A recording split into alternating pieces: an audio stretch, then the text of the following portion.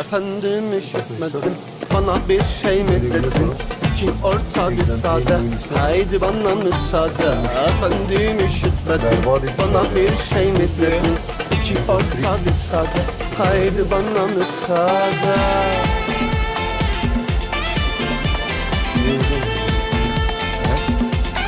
Zaten o çok bozuktu ya. O bozuktu abi zaten.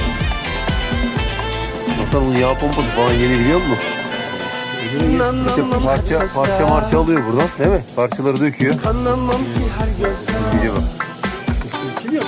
inanamam hiç söze. Bak aslında yani bu ön kapağı değişirdiğinde içinde pislik var mı yok mu bakman lazım. İyisi Değil mi mi abi? bu aşkın? Yaz boza kalsın güzel. Başkasında yok değil mi abi? Vay anasını, ayına mı geldi?